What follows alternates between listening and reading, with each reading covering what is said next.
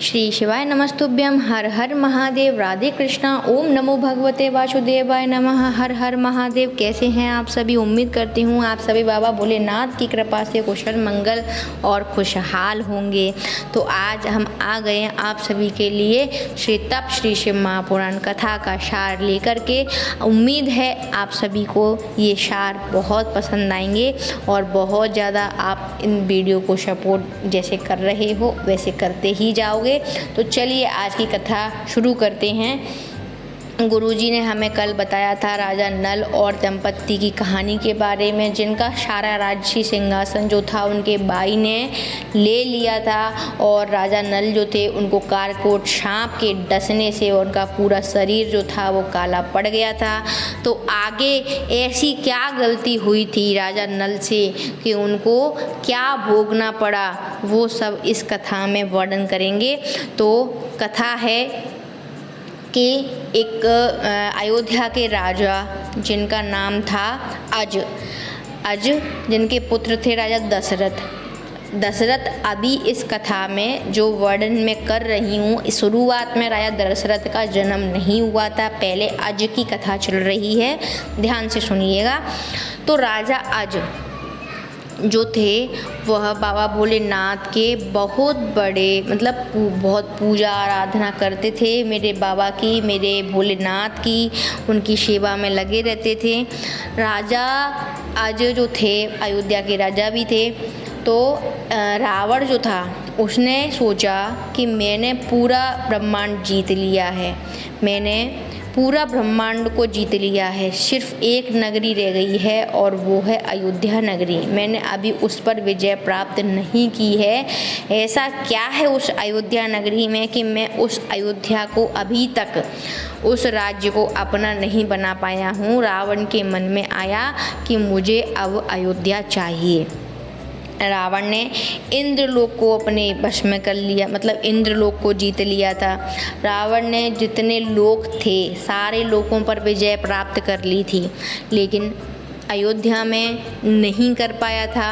तो सुनिए कथा को।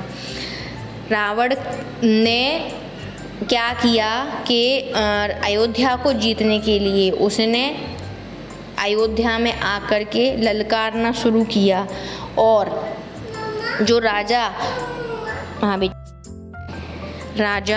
अज के अयोध्या में पहुंचकर रावण जोर से चिल्लाने लगा और ललकार करके बोलता है कि मैं राजा यज को चुनौती देता हूँ, आइए मुझसे युद्ध करिए, मैं इस अयोध्या में विजय प्राप्ति के लिए जय घोष करने के लिए आया हूँ।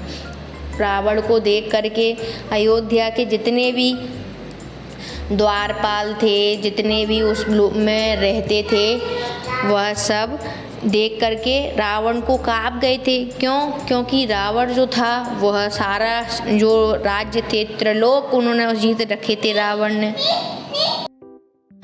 तब रावण वहाँ पहुंचकर द्वारपालों से कहता है कि कहाँ है तुम्हारे राजा अज।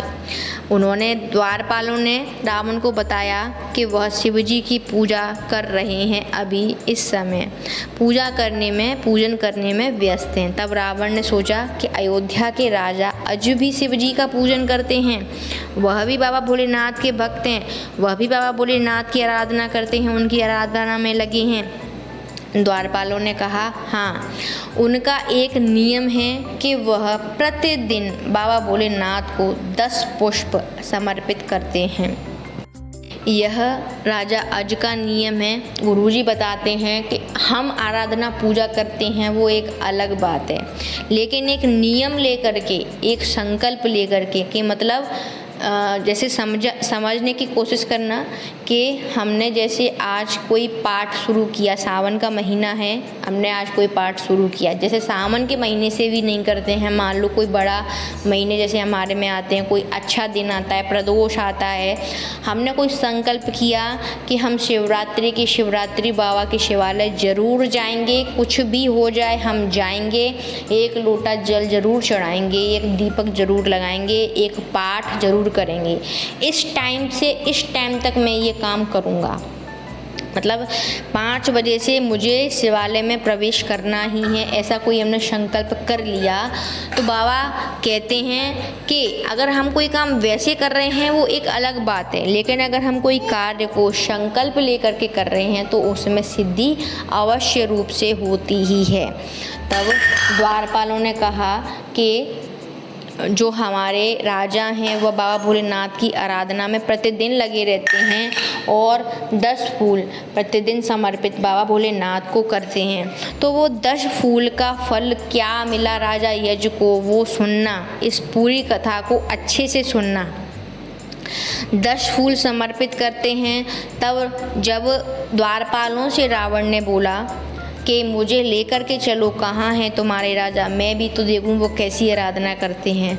जब द्वारपाल राजा अज के पास में रावण को लेकर के जाते हैं, तब राजा अज बाबा भोलेनाथ को फूल समर्पित कर रहे थे। उन्होंने सिर्फ 9 फूल समर्पित कर पाए। इतने में राजा अज ने अपने हाथों में जल लिया। जल लेकर के उन्होंने पीछे की ओर फेंक दिया। रावण जो थे वो विद्वान थे। विद्वान राजा रावण बोलते हैं कि इसको पूजन करना भी नहीं आता है। जब हम जल हाथ में लेते हैं तो उसको सामने की तरफ समर्पित करते हैं और ये पीछे फेंक रहा है। इस राजा में तो बुद्धि ही नहीं है, ये कैसे पूजन कर रहा है, कैसा ये राजा है। किसी ब्राह्मण को ही बुला लेता, किसी अच्छे पंडित को बुला के ही पूछ लेता कि कैसे पूजन की जाती है। 9 फूल समर्पित किए, 10वां फूल जैसे समर्पित किया तो रावण हंस रहा था। रावण के हंसने की आवाज़ राजा यज को आ गई थी। राजा अज को आई तो उनकी दृष्टि रावण की तरफ पड़ी। तो रावण को जैसे ही राजा अज ने देखा कि ये रावण, और बोला, हे रावण, तुम यहाँ क्या कर रहे हो, तुम यहाँ कैसे आए। तब रावण ने राजा अज को बोला कि मैं यहाँ आया तो तुमको ललकारने के लिए, युद्ध के लिए, तुमको घोषणा करने के लिए आया था, क्योंकि मुझे तुमसे युद्ध करना है। परंतु अब मुझे सिर्फ एक बात बताइए कि जब हम पूजन करते हैं, आचमन में जल लेते हैं, तो उसको जल को हम सामने की तरफ फेंकते हैं, तुमने उस जल को पीछे क्यों फेंका। तब राजा ये अज ने बताया कि मैं जब नवा फूल समर्पित कर रहा था मेरे देवते देव महादेव को, तब मेरे कान में मुझे गौ माता का स्वर्ण सुनाई पड़ा और उन्होंने बोला था कि ए राजा, मुझे एक शेर उन पर हमला करने जा रहा था गौ माता पर, तो वो प्रार्थना कर रही थी कि हे राजा मुझे बचाओ। तो मैंने वो जल लेकर के पीछे फेंक दिया। तो इसका सिर्फ एक कारण है कि वो जल, वो शेर मरा हुआ मिलेगा बाणों को लेकर के। तब राजा दशरथ ने बोला, रावण ने बोला कि पीछे जल फेंकने से कोई ऐसे मर जाएगा क्या। तब रावण हंसने लगा। तब रावण ने बोला कि तब राजा अज ने बोला कि हाँ, वो शेर आपको मरा हुआ ही मिलेगा और वह गौ माता आपको सुरक्षित मिलेगी। यहाँ से 42 किलोमीटर दूर पर गाय है। तो रावण ने कुछ नहीं सुना और वो सुन के भागा, 42 किलोमीटर दूर पर गया और उसने देखा कि एक शेर जो बाणों से लथपथ नीचे पड़ा हुआ है और गौ माता घास खा रही है। यह सब देख करके रावण की आंखों में आंसू भर आए। तब रावण के मन में ध्यान आया कि एक जल फेंकने से वो शेर 1000 से ज़्यादा बाणों से लथपथ पड़ा हुआ है। रावण वापस आया और रावण ने राजा अज से पूछा कि यह कैसा जल था कि उसको तुम्हारे सिर्फ पीछे फेंकने से वह शेर 1000 बाणों की सैया पर लेट गया।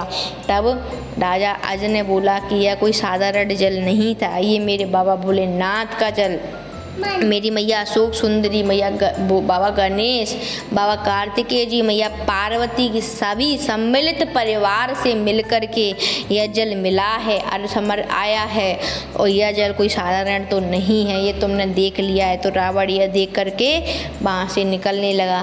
तब राजा अज ने बोला कि तुम तो युद्ध करने के लिए आए थे। रावण ने कहा, सोचा कि एक जल के फेंकने से सिर्फ इतना शेर 1000 1000 बाणों की सैया पर सो सकता है, तो मैं जब युद्ध करूँगा तो मेरा क्या ही होगा। तब यह संवाद जब सुन के रावण चला गया तो उधर वहाँ से बाबा की ऐसी कृपा हुई, 10 फूलों की, सुनना, 10 फूलों की ऐसी कृपा हुई कि एक कच्छ से लगातार 10 रथ निकल के जा रहे थे, जिसमें से जो 10वां रथ था उसमें एक बालक बैठा था, और वो 10 रथ निकले थे, 10 रथ निकले थे, और 10वें रथ में एक बालक था। वह बालक राजा अज का पुत्र हुआ और उनका नाम राजा दशरथ हुआ। तो यह संवाद जरूर सुनिएगा। राजा नल से क्या गलती हुई थी कि राजा नल जब उनको राजसी सत्ता मिल गई थी सारी, तो एक जगह है उत्तर प्रदेश में कल्याणेश्वर महादेव, वह एक ऐसे महादेव, ऐसे बाबा का शिवालय है वह, जिसमें जल चढ़ाओ, दूध चढ़ाओ, घी चढ़ाओ, शक्कर चढ़ाओ, उसमें कुछ मिलता ही नहीं है तुमको लौट के। और वो कैसे कि जब राजा नल जल समर्पित कर रहे थे बाबा को, 1 लोटा जल उनकी आदत थी, समर्पित कर रहे थे, जल नहीं मिला तो राजा, क्योंकि बाबा परीक्षा ले रहे थे राजा नल की, तब उन्होंने कहा कि ऐसे कैसे जल नहीं मिला, जाओ एक जाकर के 1000 गंगा जल टैंकर लेकर के आओ। तब 1000 गंगा जल के टैंकर भेजे गए, लाए गए। वो भी उस 1000 जो टैंकर आए थे वो उनका जल भी नल को नहीं मिला। आगे एक संवाद कल की कथा में गुरुजी हमें बताएंगे। गुरुजी हमें कल की कथा में ये भी बताएंगे कि जब सुहागिनें होती हैं, हमारे यहाँ पर होती हैं सुहागिनें, संगटिया वगैरह करते हैं, तो झोली में चना गुड़ क्यों रखा जाता है। और आगे संवाद आया सती मैया का, जिन्होंने अपने पति की बात ना मान करके अपने मायके में चलती रहती थी, मायके क्योंकि अच्छे घर से थी, तो इस चीज़ का अहंकार था, तो उसकी वजह से उनको अग्नि दहन मतलब खुद के शरीर को समाप्त करना पड़ा था। कुंभज ऋषि के आश्रम में जाने पर उन्होंने प्रणाम नहीं किया था। तो जब संवाद आया था तो उन्होंने अपने पिता के घर में अपने शरीर का अंतिम दहन संस्कार मतलब अग्नि दहन किया था। बाबा भोलेनाथ को गुस्सा आया तो उन्होंने वीरभद्र को प्रकट करके, जो उनके पिताजी थे मैया सती की, उनका सर भी कटा। वीरभद्र ने सारा तहस नहस कर दिया था, क्योंकि सती मैया जो पूजा की अग्नि थी उसमें जल करके भस्म हुई थी।